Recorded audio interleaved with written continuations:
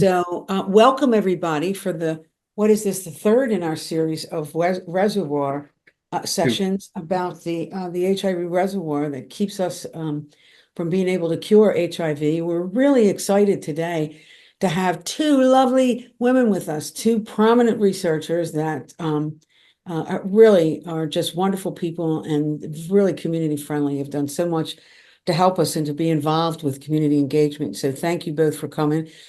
First, Janet Siliciano from Hopkins is going to give us a bit of an introduction and is going to talk about one strategy for HIV cure research. And then Xu from Harvard is going to, and Reagan Institute, let's not forget that, is going to talk about a different strategy. So what we're going to do is put our questions in the chat. Michael will be monitoring that. And Janet will go first, then Xu, then we'll have a general sort of 20-minute or so question and answer period from the chat generated by your questions. And then we'll have Richard Jeffries from the Treatment Action Group and Bridgette from, what is it? Wellness, right? Bridgette, remind me, wellness? The Well Project. The Well Project, okay. Bridgette is I don't want to say new to our ranks, but more new than the old, there's us way old timers. So we love Bridgette and appreciate her perspective on this. She and Richard will be asking some direct questions that affect their community or, different scientific aspects of this, whatever their little hearts desire. And we'll be doing that after the general question and answer. So hopefully that will give us all enough time to get questions answered. So I will stop. Michael will be monitoring the chat and doing everything Zoom related. So thank you, Michael. And about 3/4 of the way through, Michael will put up an evaluation that is an interactive thing that you can actually plug in your answers just to, evaluate what you think, your thoughts about how we did today. And just before I stop, the next session is July 16th, and the title of that is Where Does the Reservoir Reside, with Jake Estes, who is really another brilliant person. And that'll be again on July 16th. So we'll be sending out notices for that. So with all that, Janet, take it away. Great. Thank you very much, Linda. And I'd like to also thank you and others for this kind invitation to speak in this wonderful webinar series. So today I'd like to provide an introduction to the viral reservoir in CD4 T cells, and then talk about whether this reservoir can be blocked and locked. Now, the latent reservoir in resting CD4 T cells is the major barrier to curing HIV infection. And one way to cure HIV infection would be to eradicate this reservoir, but this is proving to be very hard to do. Now, another approach, which has received a lot of recent attention due to the very exciting work of Dr. Xu Yu, our second speaker today, is to lock the virus in the reservoir so that it cannot come out and cause viral rebound if treatment is stopped. So today we'll talk about that approach to cure, but first some background.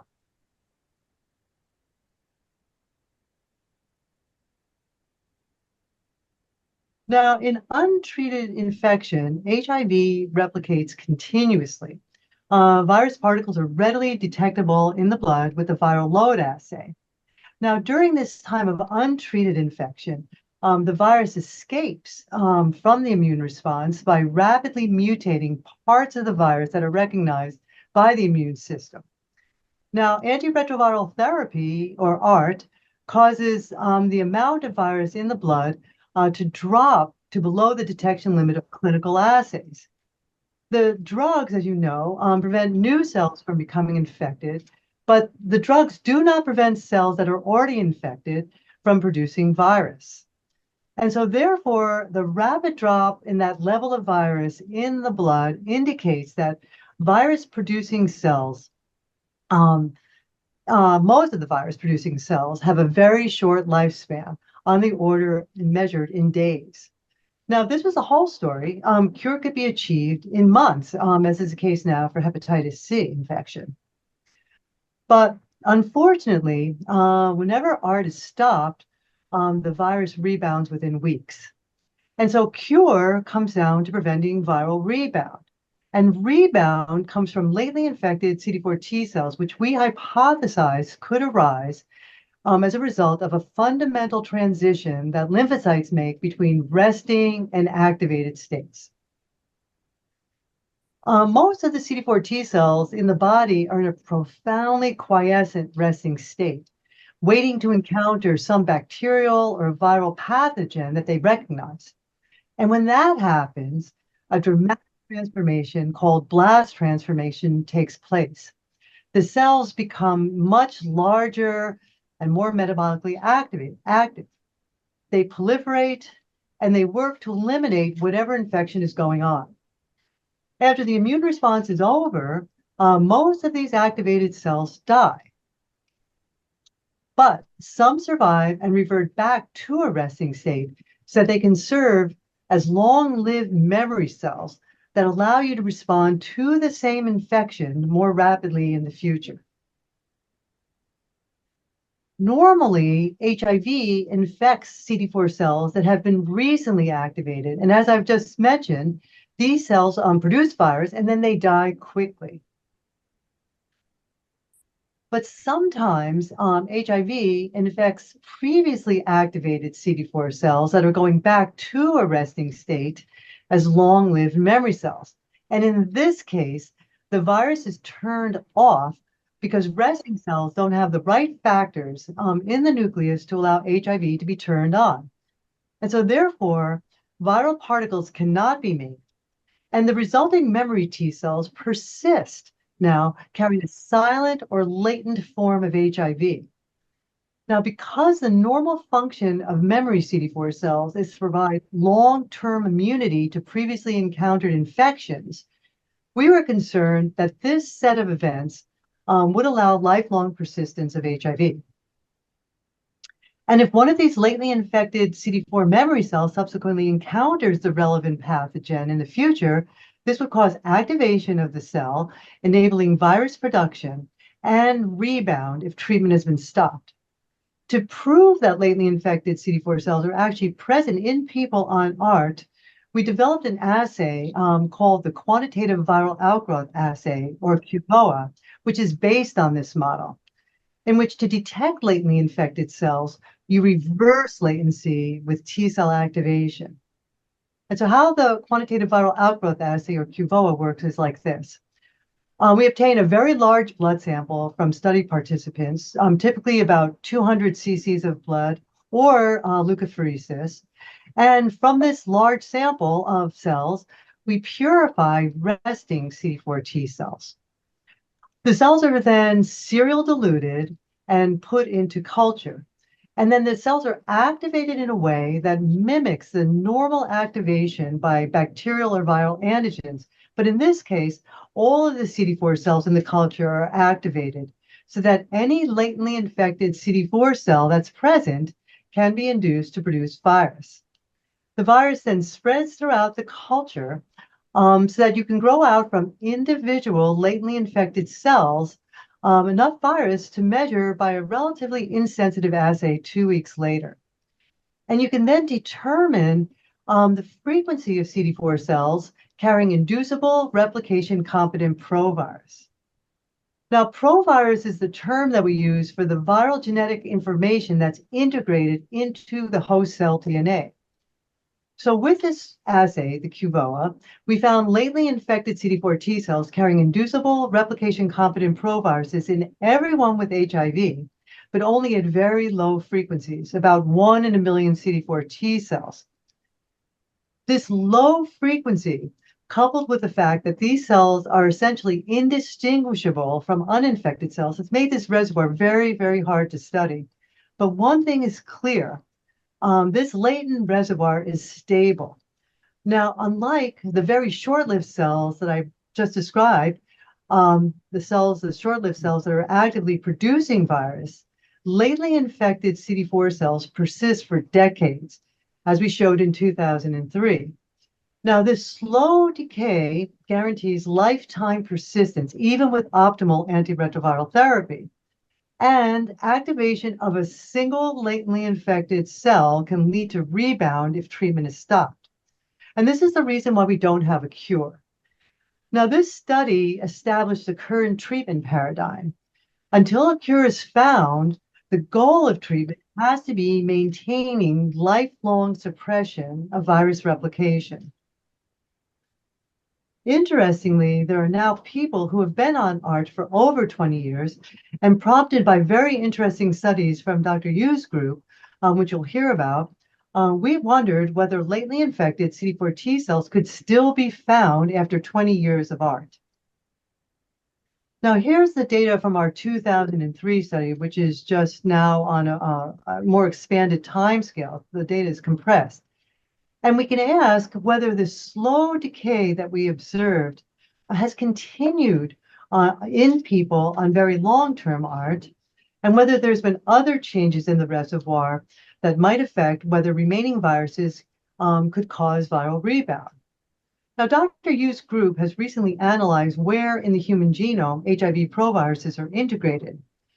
And their results suggested that there's a gradual change in the integration site patterns, suggesting that easily reactivated proviruses have been eliminated, leaving only proviruses that are locked in the genome so that they cannot cause rebound if treatment has been stopped. So I want to briefly digress here to introduce the concept of proviral integration sites.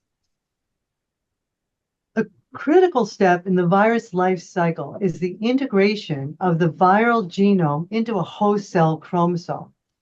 And this step occurs after reverse transcription of the viral RNA into DNA, and it's mediated by the viral enzyme integrase. As you know, inhibitors of this enzyme are very important in the treatment of HIV infection.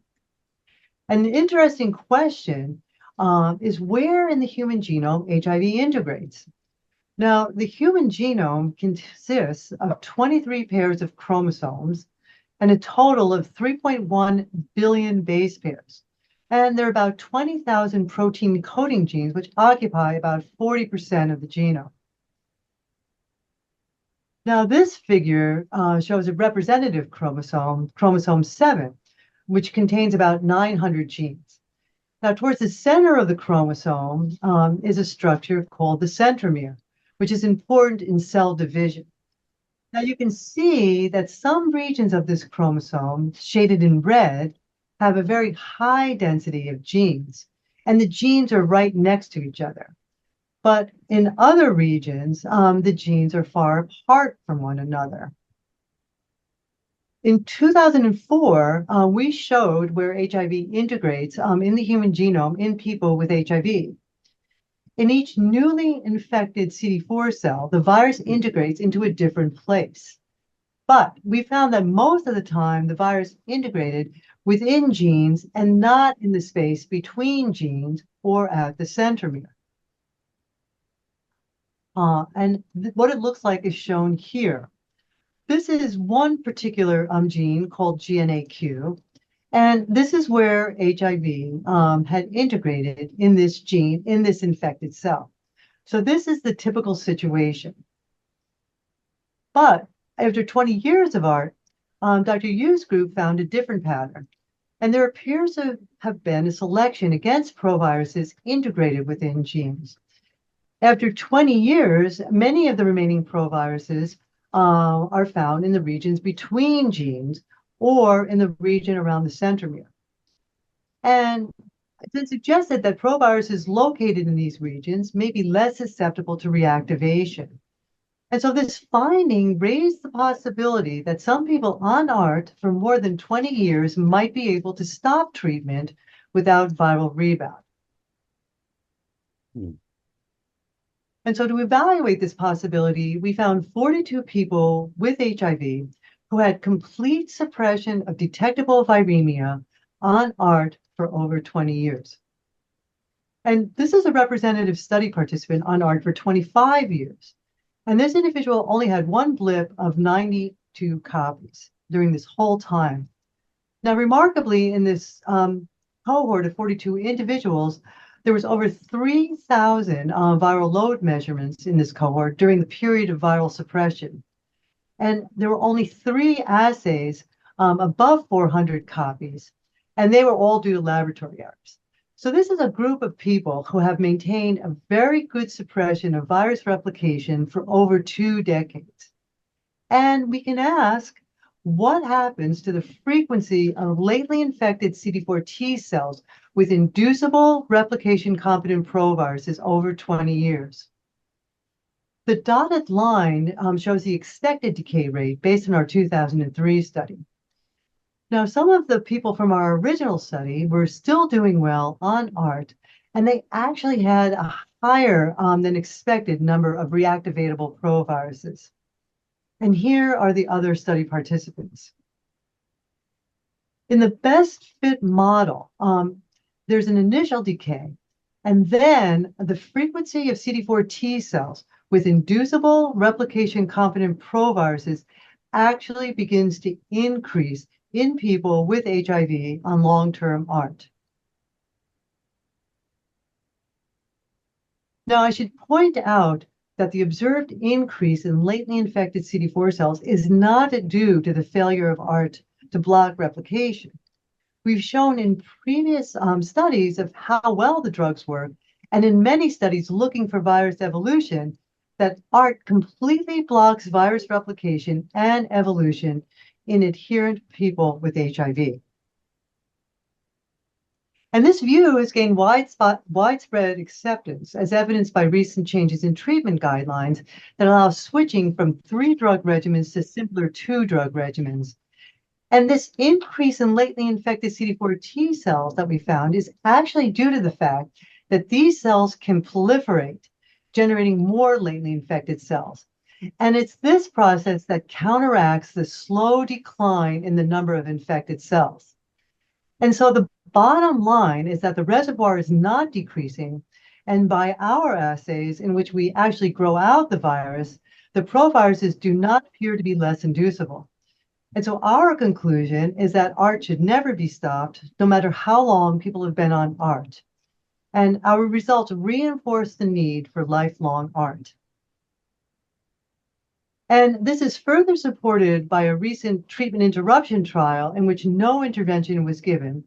Some of the study participants had been on ART for 18 years or even more than 20 years. And HIV became detectable within a few weeks shortly after stopping ART. And this data alone definitively proves that people on very long-term ART are not cured.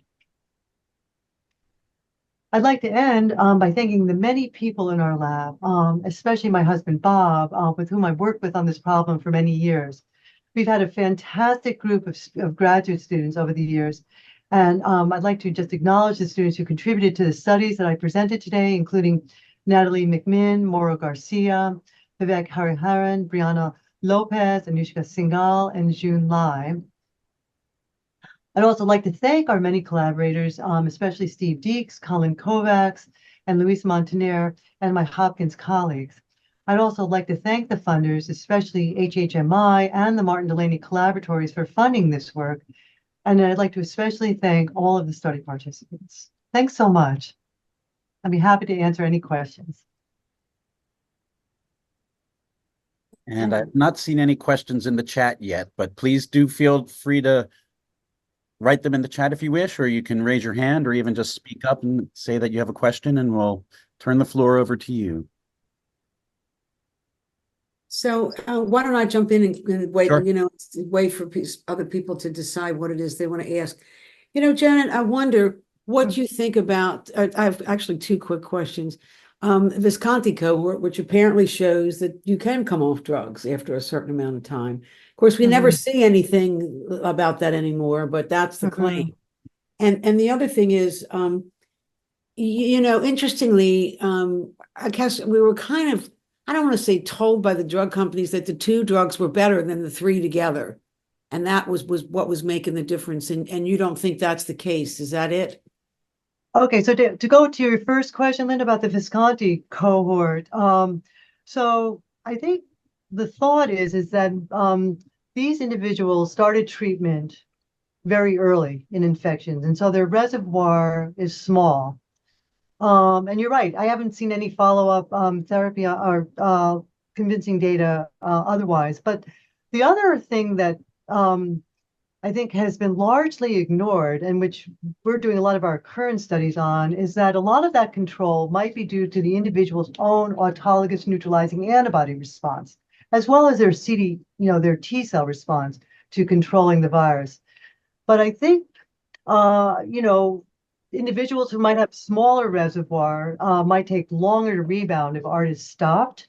But again, all it takes is one activation of a single latently infected cell that's resistant, that's resistant to that individual's own antibodies and has escaped cytolytic T cells, and that virus will take off and grow out and cause rebound. And when I was referring to going to 2-drug regimens, I'm talking about the long-acting injectable drugs. So, and you all are aware of this too. So my point being is that there's no evolution in people who are adherent on antiretroviral therapy. There's no evolution. The virus is not replicating. And so a lot of what people and doctors get concerned about is if they see residual virus in the blood in adherent individuals, that virus is not actively replicating. It's just getting released from latently infected CD4 cells that have gotten activated. So many individuals, I mean, especially not so much now, but physicians were adding additional drugs into the regimen, adding a 4th or a 5th drug, but that does nothing to reduce the level of residual viremia, which is just a reflection of viruses that are getting released from cells that are getting activated. It's not actively replicating virus. So going down to 2 drugs that can inhibit virus replication, many logs, appears to be successful in the trials that have been done with 2 drugs that are out there now for treatment. Because they're extremely good at inhibiting virus from replicating. And that's what the antiretroviral drugs do.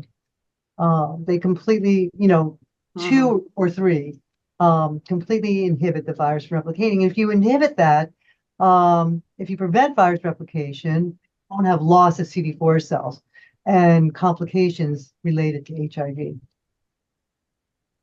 So, Michael, it looks like we've got some questions now. We do. The first question is from Beth.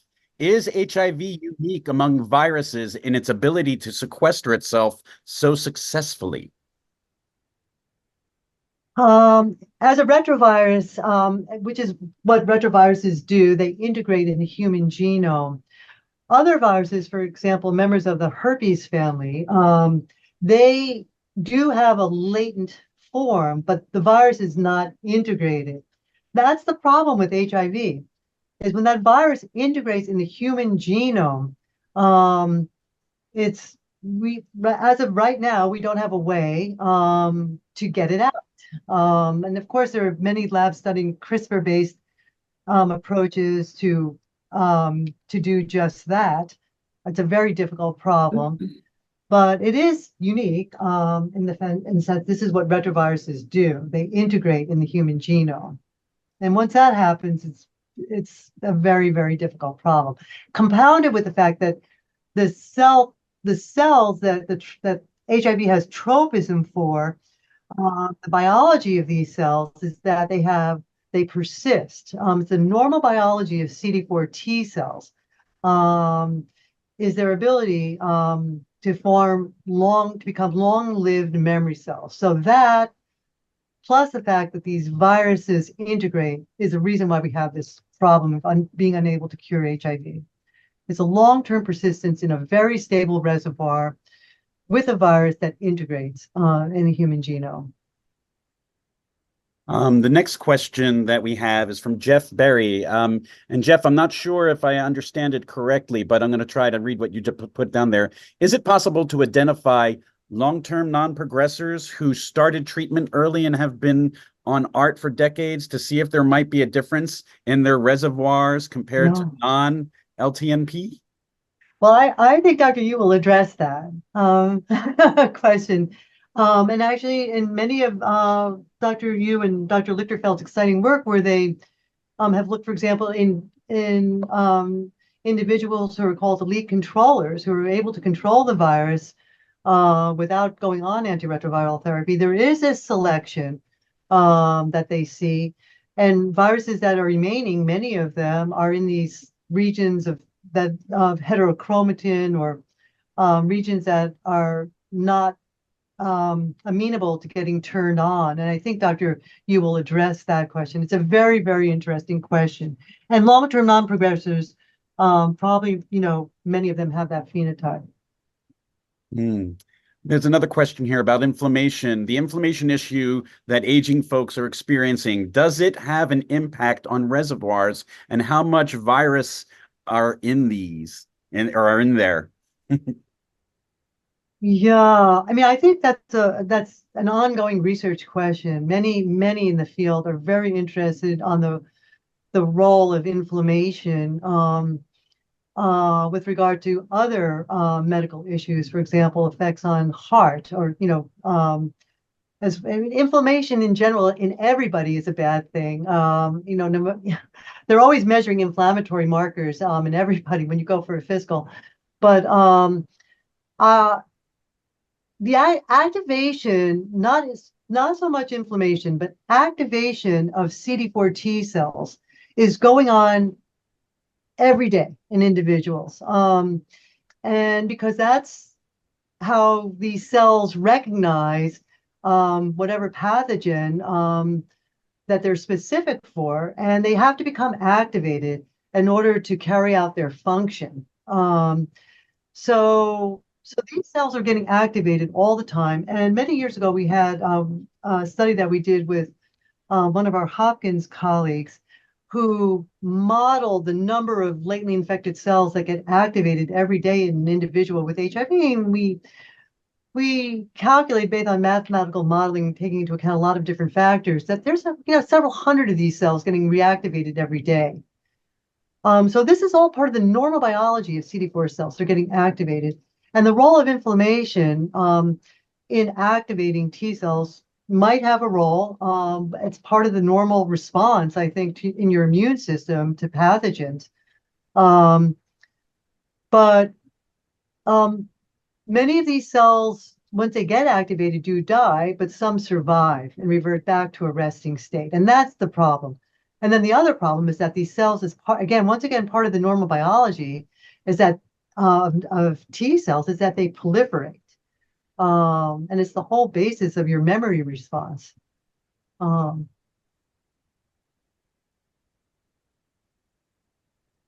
not sure if that answered your question. We also had another question. This one's a little bit off topic, but it says, in mothers adherent to their ART, when can we say that U equals U's for breastfeeding, do you think? That is a really good question, and I'm going to have to defer to my colleagues on that. I don't know, but I think I think I would defer to a physician, the treating physicians on that. It's a very important question, and one that's being actively studied, I think. Thank you. And Richard just put in the chat something about HTLV, another example of a retrovirus infection that integrates into the DNA. Thank you for that, Richard. Janet, is that it, Michael, for the question? That's it. That's all the questions. It's interesting to me that the integration into the genome, it reminds me that this is not like anything, unless you're talking about other retroviruses, it's just not typical. The HCV was so much easier to cure because it's just right. so different than this. And That's when exactly you right. said, one cell could start the whole thing up all over again, it reminded me of cancer as well. That's exactly right, Linda. Yeah. And so 2 points I'd like to address in that.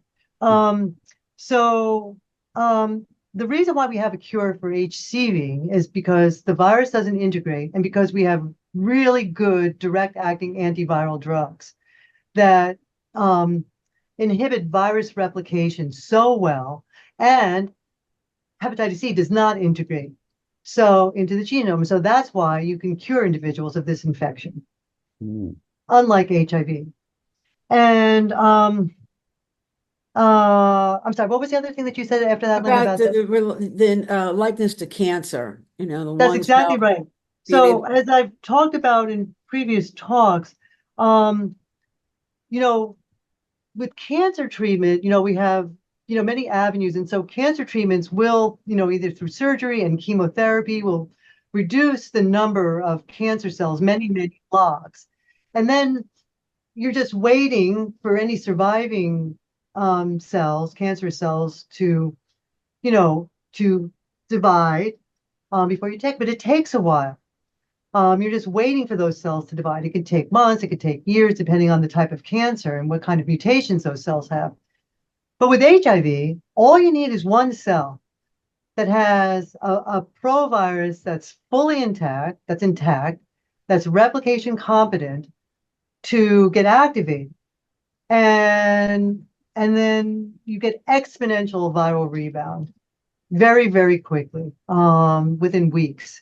So it's very much different from cancer in that sense. And that, yes, you can, and we don't even have right now any treatment that can reduce the reservoir many logs.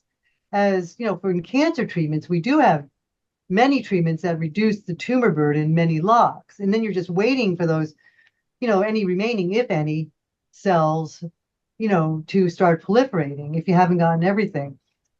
It's just a very different scenario with HIV. So, and as I said, we don't have anything yet that has reduced the reservoir many logs at all. We don't even have any intervention yet that's even reduced the reservoir by 1 log. So that is the dramatic difference between cancer and HIV with regard to rebound. Interesting. Thank you. All right. Well, Xu, you want to jump in? So I'll Okay. stop sharing my screen then. Yeah, Thank you so great. much, everybody. Thank Thank you. Thank you. you. Fascinating. Now, Xu, do you want us to call you Xu or you? First name or last name? Yeah, sure, perfect. Yeah. Okay. Okay, so I'm sharing my screen. Can you see it okay? Yes. See the projection? Yeah. Perfect. Let me see. I see. There we go. Great. Okay, so yeah, thank you, Linda, Michael, for the invitation, and really so happy to talk to all the CAP members from several collaboratory, and also to Bridgette and Richard for hosting the session later on. I'm very, very excited to talk to the community member. And I also would like to thank Janet, who gave us such a great introduction. It's just so much easier for us to continue the discussion. So basically, Linda gave me these questions, so I'm hoping to touch upon each of them briefly, but some may be a little bit repetitive with what Janet has already mentioned. So the first question is that, can ART even do anything to the reservoir? I think Janet said very clearly as well, ART cannot do anything to viral reservoirs. So there's many drugs in many process of the viral life cycle before the integration, after the integration for viral production. But once the virus integrated, the DNA integrated into the host genome, they're going to be there permanent. So there's no drugs to get that out. Now we're talking about gene therapy, that might be. But at this point, none of the ART would have done anything to the integrated HIV DNA in the host genome once the cell infected. So now the question is, what can we do with that? Can our immune system even do anything to these reservoir cells? The traditional answer has been nothing.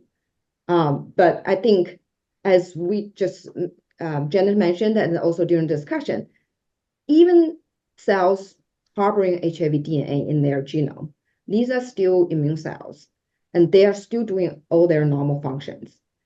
They still see antigen, they still proliferate, they've seen all different activation signals in our body going on a daily basis.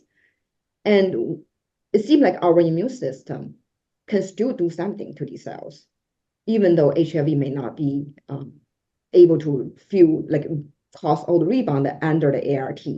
So that's something only revealed when we have some really newer technology allow us to look at these cells at a single cell level to see what's really going on in these cells.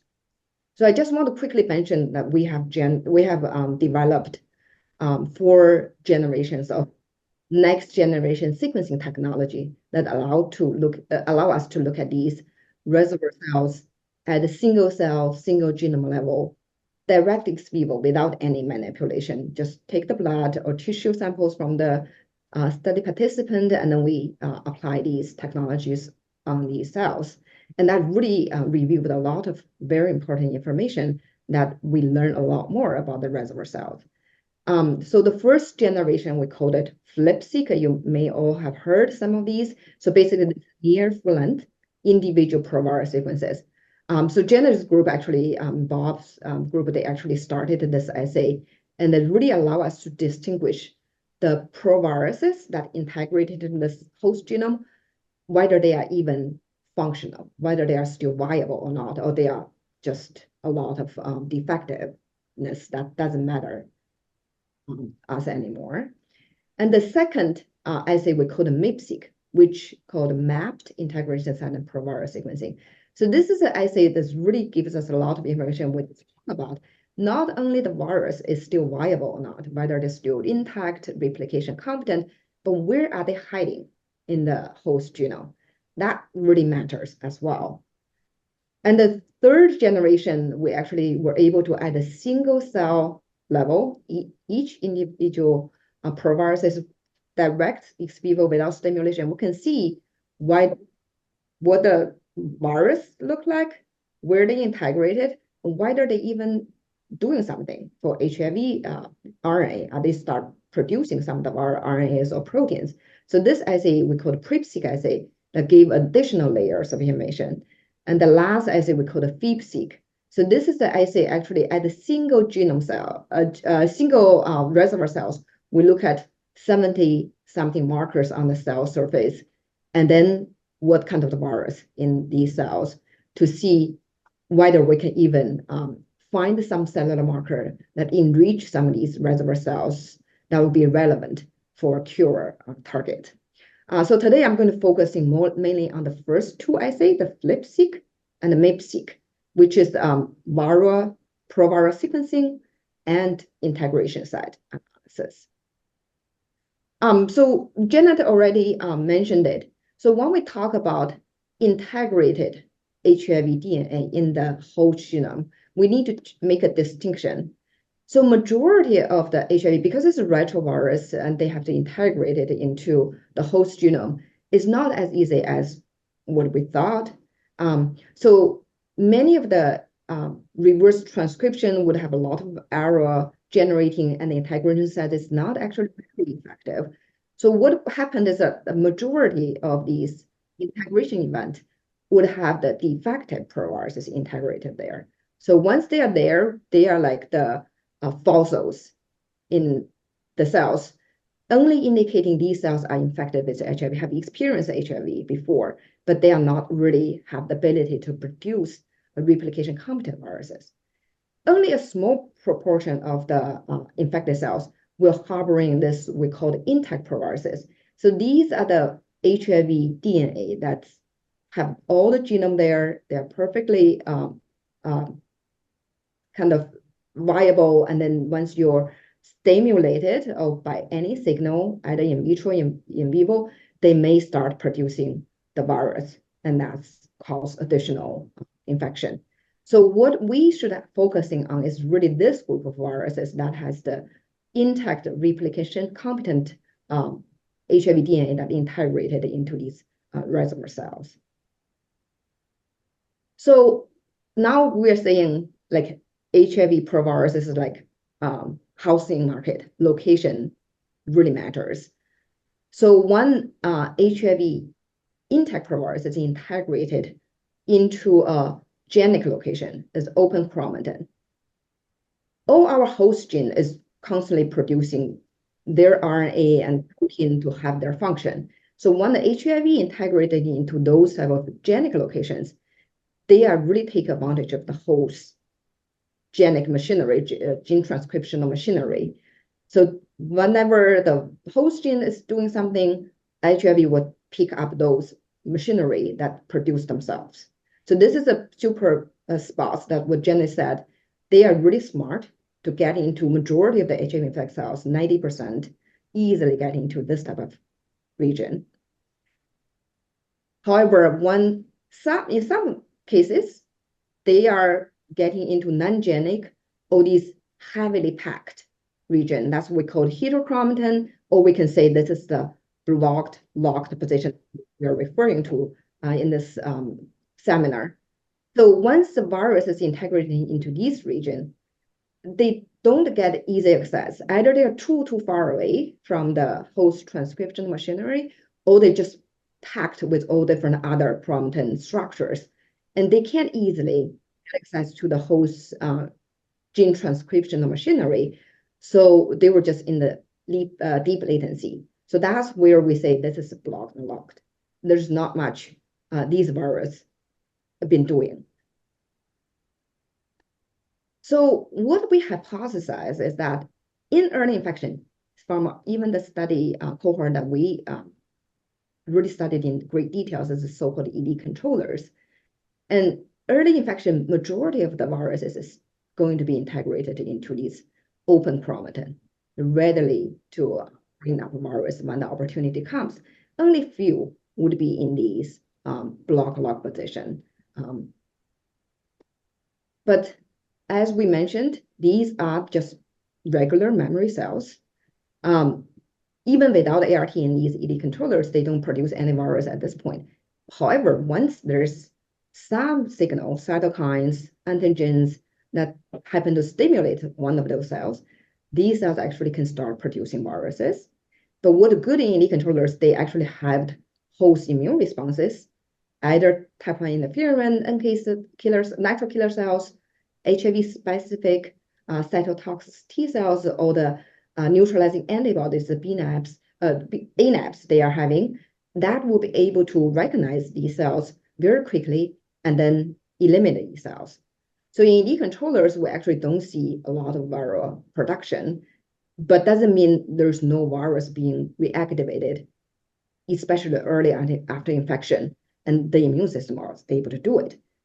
But what is really amazing, what we see after years when we see them come in the clinic as ED controllers, some of them, you see the gradual reduction of these cells that in these genic locations, and eventually actually nothing left. No cells that have any intact proviruses left.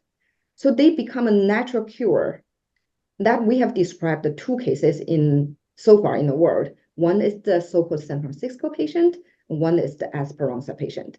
So basically in these individuals, after infection, over time, all the cells that harboring intact proviruses has been completely eliminated in the body. It doesn't mean they were not infected. Doesn't mean there's no infected cells anymore. Because if we analyze billions of cells from these individuals, we can sequence near full length or defective, highly deleted proviruses still in the host genome, but they are all defective. They are either heavily hypermutated or they are already heavily truncated. They were not able to produce any replication competent viral particle anymore. So both of these San Francisco patient and Esperanza patient, they were infected with HIV at one point. But after 3 decades, and in the case of San Francisco patient, in the case of Esperanza, over 10 years, their immune system completely eliminated any intact proviruses any cells that harboring intact proviruses. That's why we don't see anything anymore.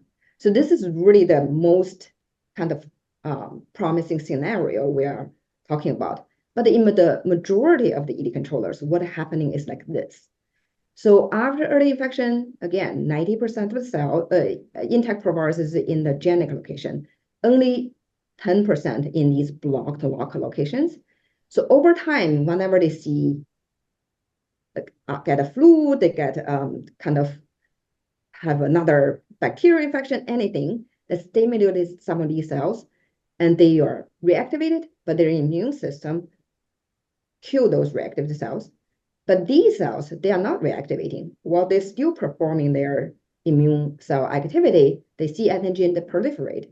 Because HIV not reactivated, they are perfectly healthy. They're doing their job and they are proliferating, they are expanding. And eventually what happens is the cells that in harboring intact proviruses in these open chromatin was completely eliminated, or vast majority of them are eliminated. The cells that have the intact provirus in these block log positions are still there. So these are the viruses. If you just kick them heavily in the in vitro culture assay, the Cuvo assay that Jenna mentioned, they can still come out. But in vivo, for decades in these ED controllers, they do not do any harm anymore to the host. And that's where we say that in these ED controllers, they really reached HIV remission status for decades on their own. So this is really promising, right? This is really kind of exciting. But the question here is, ED controllers is about 0.5% of all people living with HIV. What can we do? How can we translate what we learned from the 0.5% of the ED controllers to the other 99.5% of the people living with HIV who would need lifelong ART treatment? So in order to address this, we actually very fortunate to have collaborations with Steve and Michael Peluso's group. They have samples and many other clinicians. Actually, we collect a cohort of these so-called long-term ART treated individual. So these are the people who really started ART at the beginning of the ART treatment available in the late 1990s. And then this is so incredible. We have the cohorts established that early, and we have samples longitudinally collected in these study participants. So we basically had the samples that 1 year after ART, about 10 years after on suppressive ART, and then 20 years on suppressive ART. So this is really allow us to see what we just talked about in ED controllers, this progressive transformation of the reservoir landscape. Especially we're talking about the integration side of the intact proviruses in this individual. So I don't want to go too much in details. The paper is published. I just want to tell you the conclusion. So from 8 study participants with 3 longitudinal time point, 1 to 2 years, 6 to 12 years, and then up to 23 years in these studies, you can see at the beginning of the ART treatment, as we mentioned, majority of the intact proviruses, we're talking about only the virus that have the ability to give rise to viral rebound. Majority of these intact proviruses still located in some genic open chromatin location that theoretically should be able to cause viral rebound if we stop treatment right here.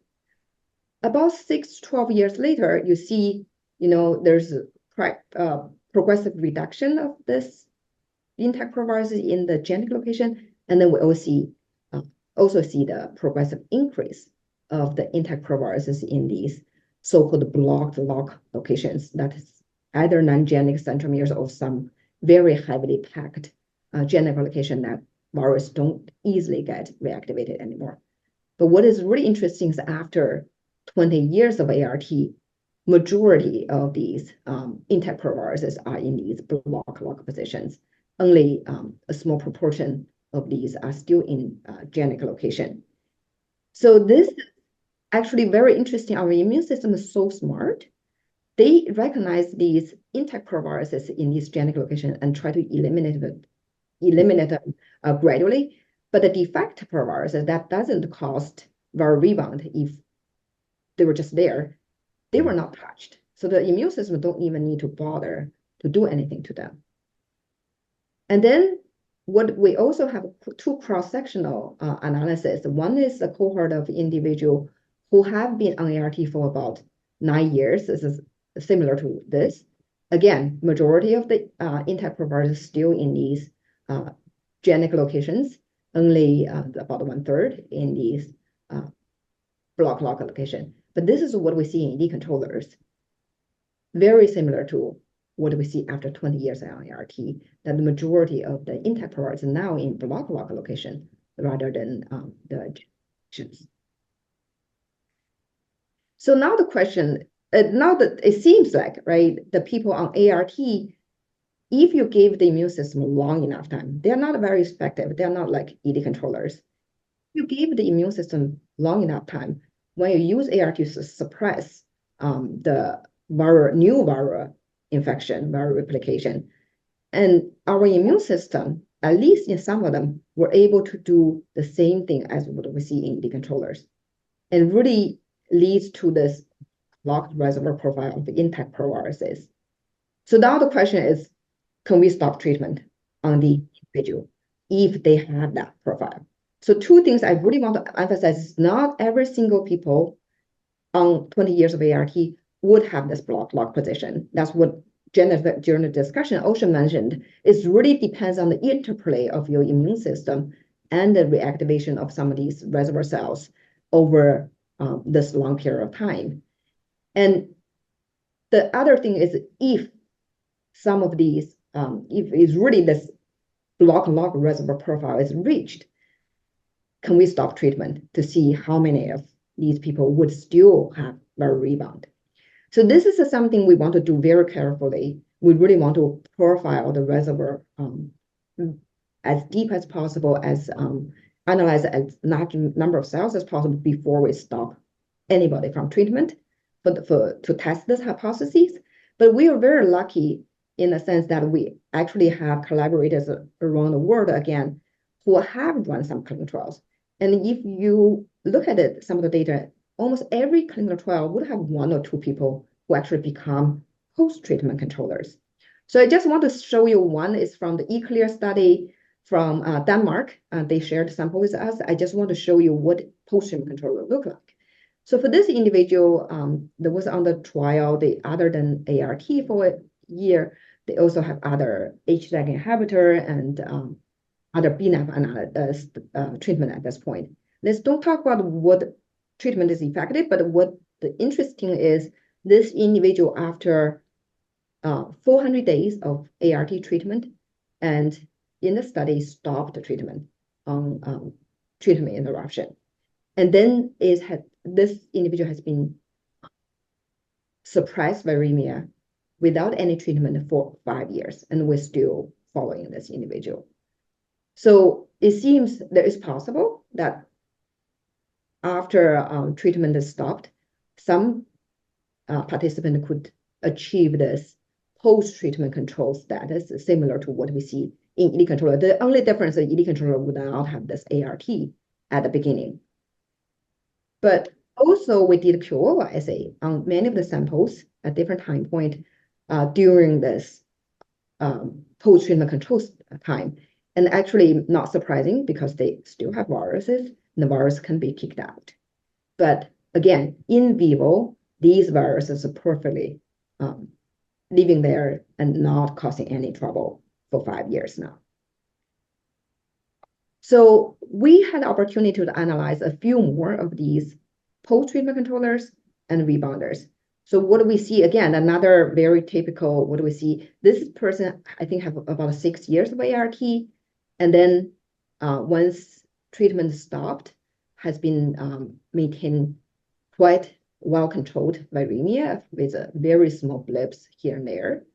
And then this is rebounder that we called very typical as what Jenna had shown.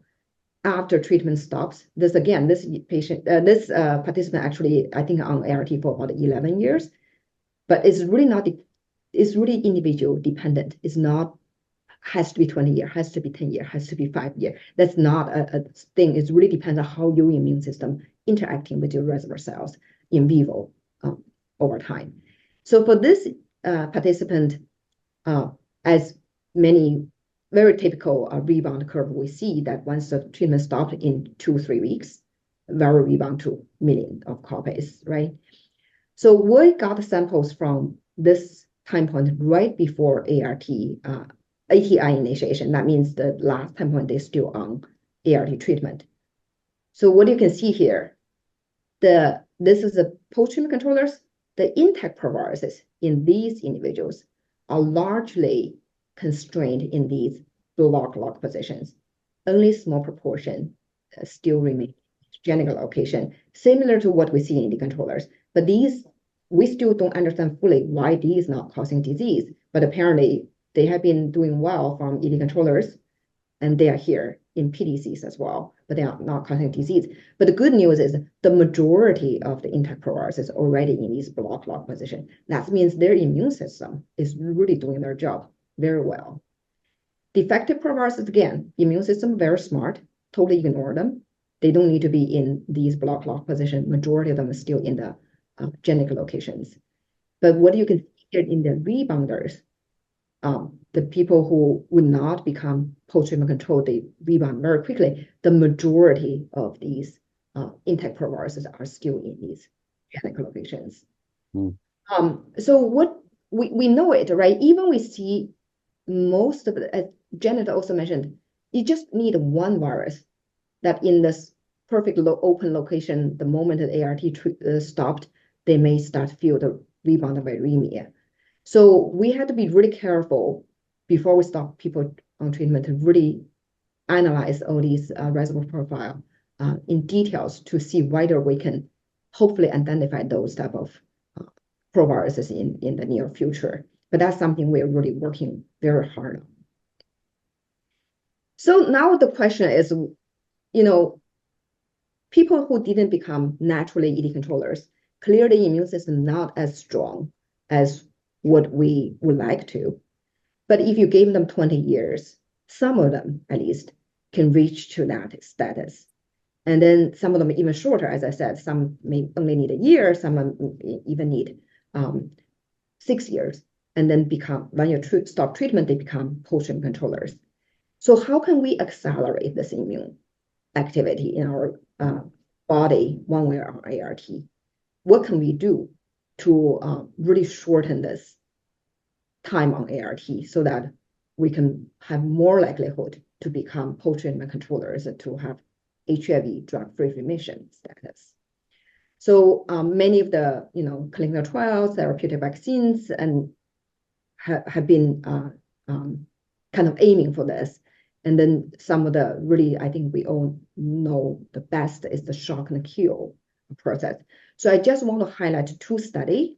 So one is the Activate study that Matthias and Dan Kariskas are running at MGH, and it's already completed, and that the paper just published 2 years ago or last year. So basically they gave panobinostat, which is the HDAC inhibitor, to reactivate viruses, and then at the same time they gave the type 1 interferon. So that's kind of the innate immune modulator to try to enhance recognition of these cells once the virus reactivated.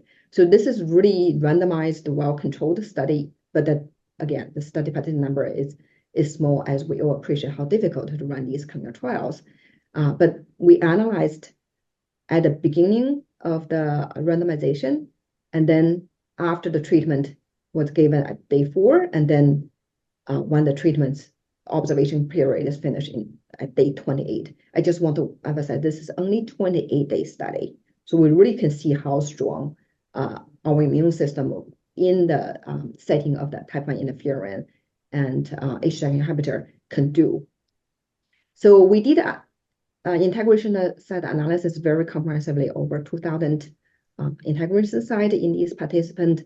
And what is really interesting, only in these combined treatment group, when you have both reactivation agent and type 1 interferon, the immune modulator, you see in the 3 out of 9 study participants, we see an enrichment of the proviruses in these centromere, which is what Janet mentioned. That's really a gene desert. And then at the same time, we also see in all 9 study participants in this combined treatment group have enrichment of the proviruses in the GNF gene. That's really the heavily packed chromatin region that is very difficult for this virus to reactivate again. So this is a 28-day study. In a short period of time with this shot and kill strategy, one may have the right technology to look really in depth, we can see this effect, which is really promising to see accumulation of the or enrichment of the proviruses in these so-called blocked log position. And the other study I would like to highlight is the River study. I think many of you probably also familiar with the study. This is, again, relatively large study with randomized controlled study. And we have a control group that only receive ART, and we have another, the treatment group, or you can call it a vaccine group, have the therapeutic vaccine and also HDAC inhibitor to reactivate the virus. So this study, what is really interesting is they really recruit participants who have the primary HIV infection and started ART very, very early, within 6 months of the infection. So this is really a unique cohort. And we were able to analyze samples from randomization time points, and then 18 weeks, that's the primary study endpoint, and 1 year after the study follow-up. And we are actually now collecting the 5-year sample on these study participant. So we analyze the 10 study participants, 5 from this ART only and 5 from the vaccine group. And I just want to highlight again, it seems whether you have vaccine or not, didn't make a difference. I just want all participants to... Okay, please, if you're not speaking, would you please mute? Okay, so what you can Get some see here, background noise. The host should be able to switch that off. Yeah, I'm trying to, and they keep on turning it back on. yeah, okay. So this is the summary of the 10 study participants. This is randomization time point. This is the time after primary HIV infection within 6 months, and they've been treated, right? This is the time, is a really very early half year about of the ART treatment after primary infection. You already see that over half of these intact proviruses already in these blocked log position. 18 weeks at the end of the study participant is still there, but 1 year time point of these individual who started ART very early, you already see this profile is relatively similar to what we see in ED controllers. And that's, I think just now we also mentioned it, that there's actually multiple studies already indicating a shorter time from HIV diagnosis to ART initiation was predictive of a chance to become a post-treatment controller. Means the earlier the treatment, the better. And then in this cohort, in these early treated individuals, longer duration of ART also associated with a greater chance to become a post-treatment controller. So that's kind of consistent with our hypothesis. Once you have this block log reservoir, if you give enough time, let the immune system do their job, and because you start so early after acute infection, the immune system is probably as close to be intact as possible, and that's really contribute to this immune selection to eliminate the intact proviruses in these genital location that could easily cause rebound. So now I think the biggest question is what immune mechanism really doing this job? And that's a really difficult question we're trying to analyze. So in order to address this question, we really approach this from another. I am definitely that I could have stayed until the beginning of next year, but I mean, I think that's Okay, so in order to really understand what immune system is driving this immune selection process, we again started with an interesting design of the study, and this is actually also in collaboration with people at AMFAR and with many collaborators we have to build a cohort on long-term ART of 64 individuals, but here we specifically emphasize to have about half male and half female. So as you can see here, there's two subgroup of the long-term ART study participant, either male or female. the parameter is very similar clinically. And then we really want to tease out what kind of the immune factor could be there to contribute to the selection process. And the ED controller cohort, and then people on ART for about 9 years are used for, their data are used for reference in this study. So I just want to show you very briefly, if you look at the total HIV DNA that integrated into the host genome, that means all the proviruses in the circulation. Total means either, including both defective and intact, there's really no difference. ED controller have slightly lower compared to the people on 9 years ART or 20 years ART. That's consistent with what Jenna has shown. There's no significant decay anymore. Even for the intact proviruses, it seems like there's a slightly lower up with another 10 more years of ART, but there's really no significant difference, and slightly higher than ED controllers. And the between female male participant, there's no difference at all. But when you look at integration side of the intact proviruses, where are those intact proviruses are still remaining now? And now we see the difference. You can see here for both long-term ART, the male or female participant on about 20 years of ART, their intact proviruses are mainly in the block log position. This looks quite different from people on about 8 to 9 years of ART, and more similar to what we see in the controllers. But what really interesting, what you can see here very easily, right? The female participant who have been about 20 years on ART, there's a significant more enrichment of the intact proviruses in these block log positions. And again, the defective proviruses, our immune system just ignore them. They can stay in the genic locations if they want to. And this actually also consistent with some of the prior analysis. And you may already familiar with some of these studies that we see lower HIV transcriptional activity in CD4 cells in female participant. And then also in that sense, sometimes I have smaller inducible reservoir using the QVOVA. Even in vitro assays, they are maybe more difficult to induce. And then there's delayed viral rebound after ATI in the female participant in some study compared to the male participant. And actually there is reported that there are overrepresentations of the female participants in both ED controller group and a post-treatment controller group. And I just forgot to mention, but you probably know, the two naturally cured case we reported, the San Francisco patient and the Esperanza patient, both are females.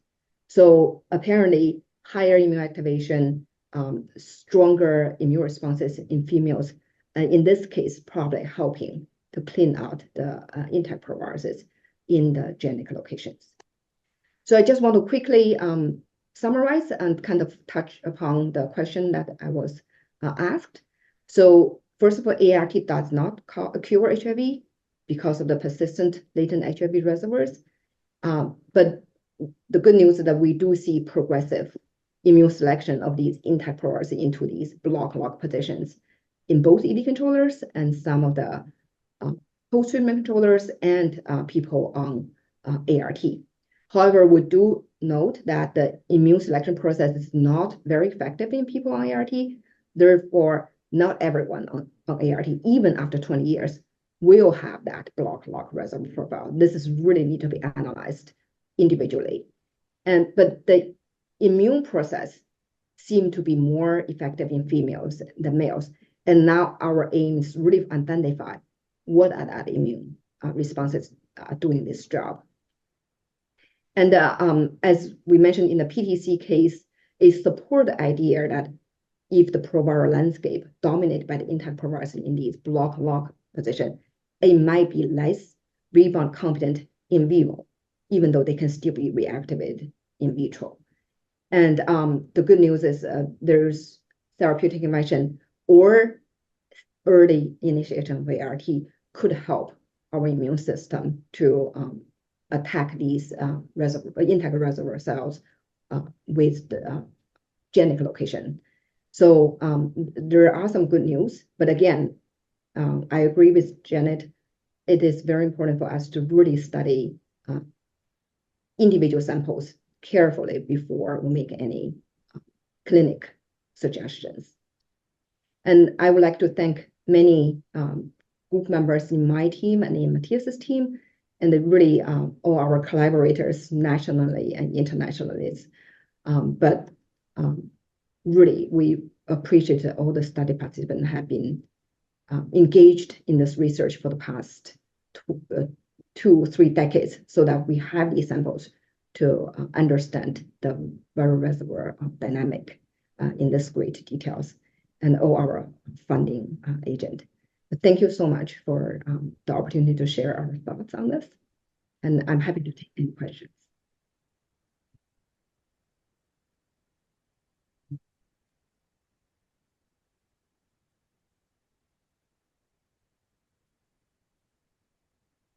I'm sorry, you couldn't hear me. Michael, how many questions do we have in the chat? Because we only have about 15 minutes left. I did not see any specific Okay, questions. that's good then. Well, let's just jump to Bridgette and Richard then. Who wants to go first? Ladies first? Actually, Richard has his hand up, so he can go first. Okay, all right, Richard. great. Go, So, Richard. no, I was just going to ask you, at one point, I think people were using humanized mice as a sort of model for testing whether latent cells would reactivate. And I was wondering if there was any potential to do that with people that have a sort of this locked-in profile, whether you could use that as a way to see where the virus would grow out.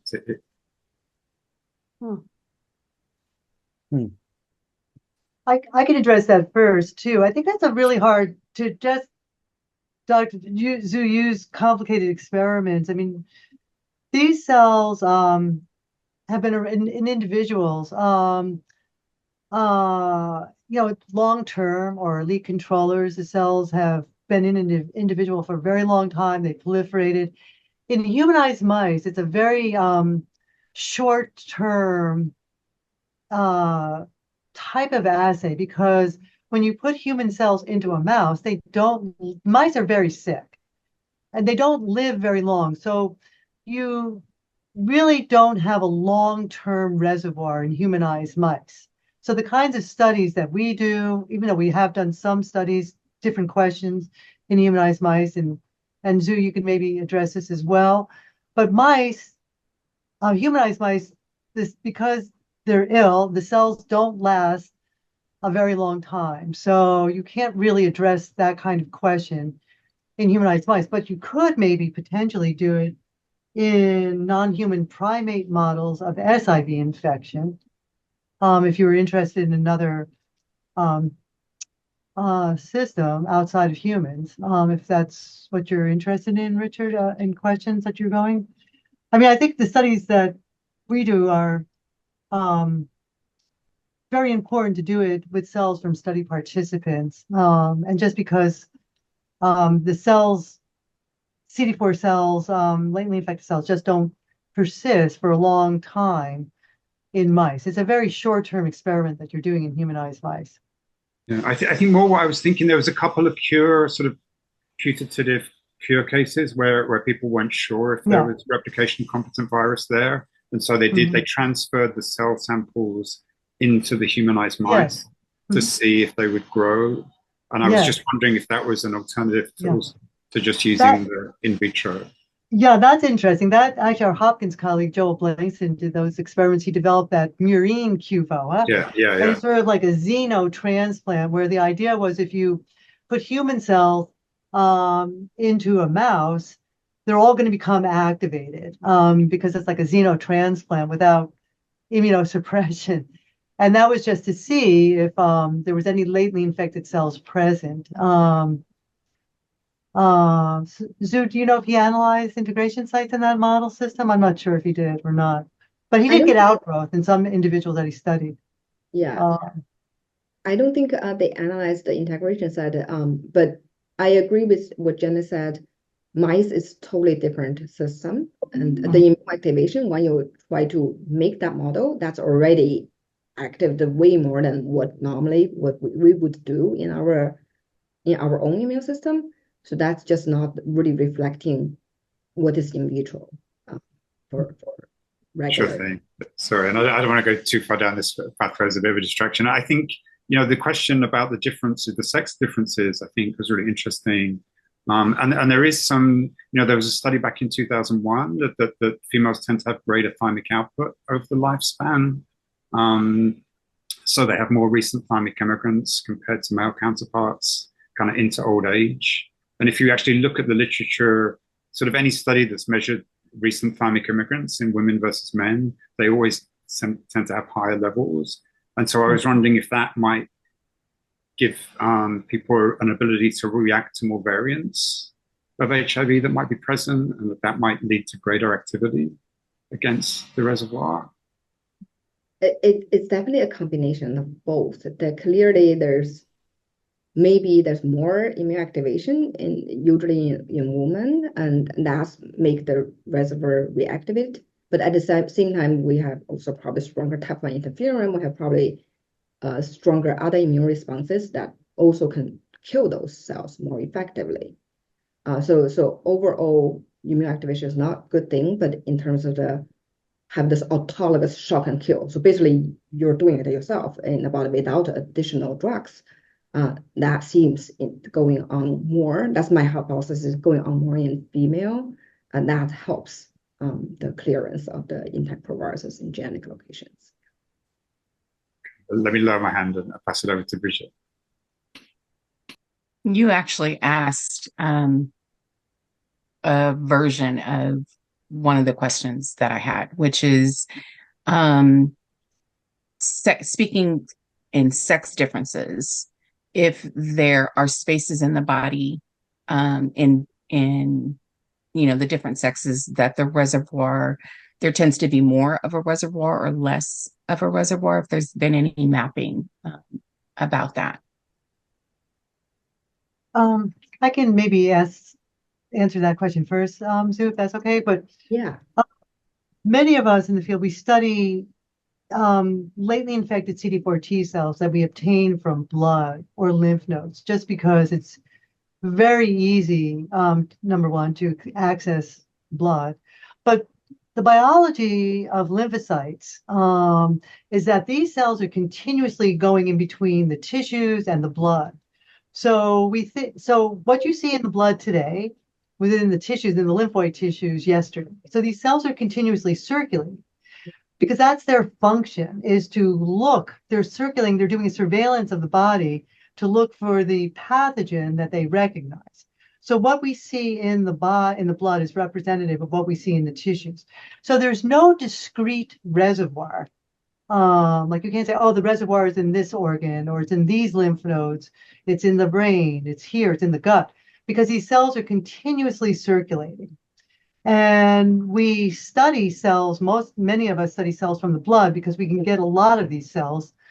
But a lot of people study other lymphoid tissue, for example, lymph nodes. And what we do find is that there are similar numbers of latently infected cells in the blood and in the lymphoid tissues. They reactivate to the same extent in the blood and in the lymphoid tissues. So we think that what we see in the blood is representative of cells that are throughout the body. And because these cells circulate, there's no discrete, anatomic location for the reservoir. Yeah, I fully agree with what Jenna said. This is really, I think that has been always a discussion. You only study blood, and that's not really reflecting the tissue reservoir. I think in the short term, when viral replication going on, maybe certain lymph node, when they have so high density of the CD4 cells, that dynamic was slightly different than what you see just in one tube of blood. But once everything really balanced out when you're on ART, actually it's really communicating between blood and tissue. And we actually had the data for ED controllers. That was one of the criticism for our studies. Like you only study ED controller blood, and they are blood clogged. What's going on with the lymph node? Now we actually have paired sample from ED controllers, from blood and lymph node. And then the clone that was identical, and they all in blood clog position. And we have several autopsy studies, and we actually collect samples from brain from everywhere of body, the same clone with the same virus, the same integrity that's always identified in different tissue if they are there. So that's give us more confidence saying, maybe blood would be sufficient for us to do many of these analyses as a really good indication of what's going on in individual physiological conditions. Perfect. Thank you for that. And then if we have time for just one more question. Yes, Michael? Yep. Go ahead. I've been on other talks where the effects of estrogen on HIV proliferation in women. And Mike, I'm curious about with the two elite controllers we were talking about, the San Francisco patient and the Esperanza patient, if there's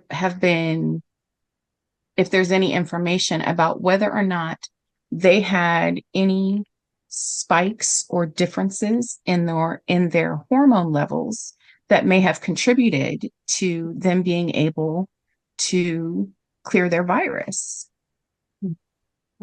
Or if anyone's looked at that. It's something that occurs to me, especially like when we talk about women's ability to fight HIV infection premenopausal versus postmenopausal. So I think those are things that are interesting for the women's perspective on reservoirs and our ability to fight the virus.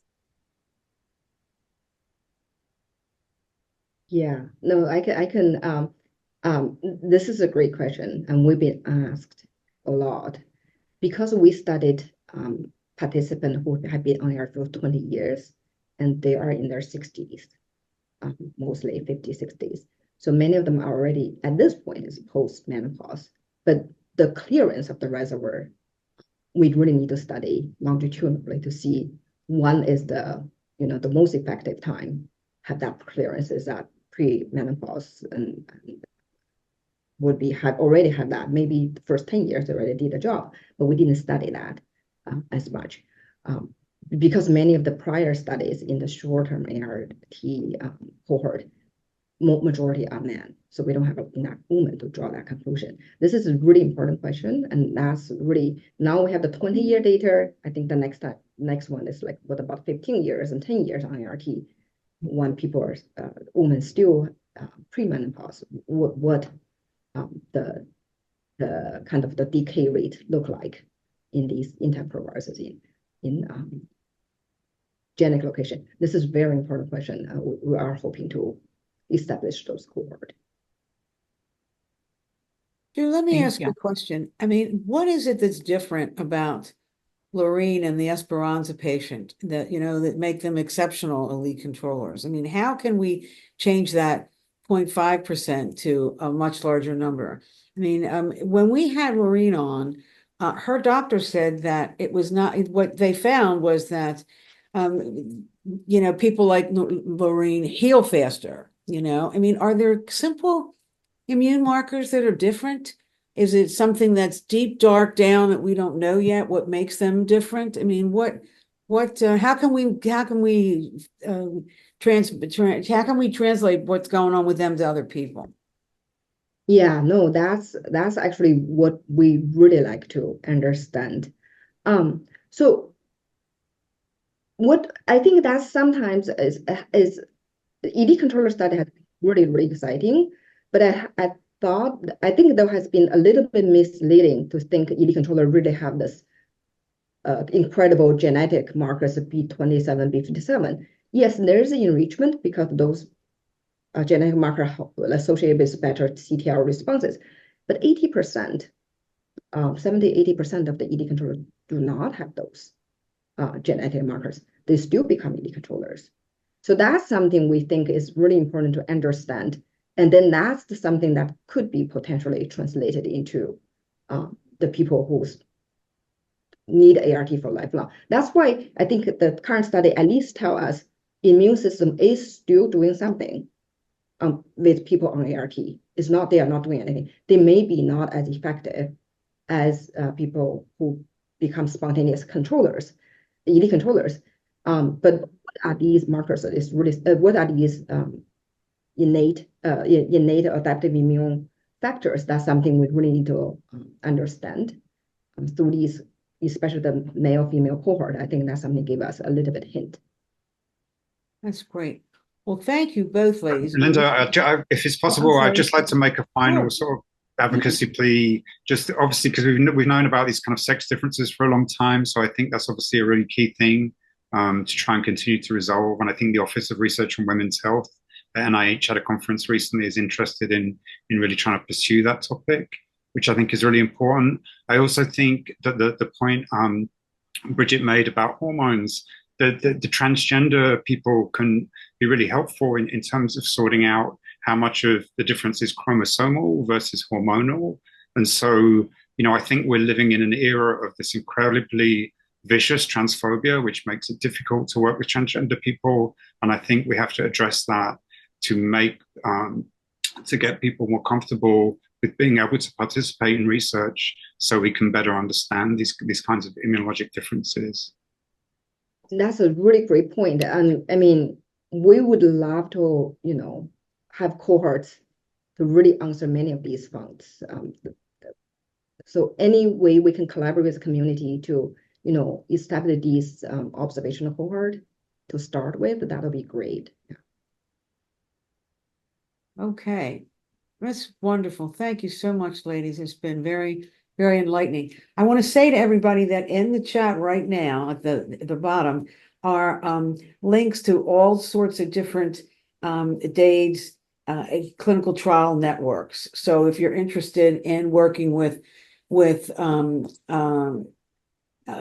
just clinical trials internationally, prevention, vaccines, cure, there are listings there for all of that. So please take a look at all of that and see if there's anything that you might be interested in. Again, I think we have, let me announce again that next time, July the 16th, where does the reservoir reside? Which is, I think we've talked about a lot today, but I think it's very important to know the differences in that, in those different spots, if that is in fact the case.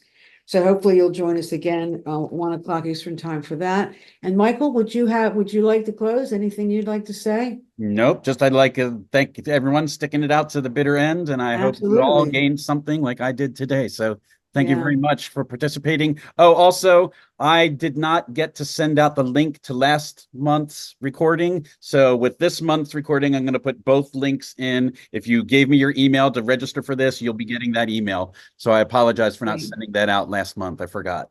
And let me thank Richard and Bridgette too for, I mean, women, and we just need to keep bringing that up. And we appreciate all of your comments and especially the advocacy comments. So thank you too as well. All righty, thank you, and we hope to see you next month. Thank you, everyone. Thank Michael. you. Thank you. Thank you. Very nice. Take Bye. care.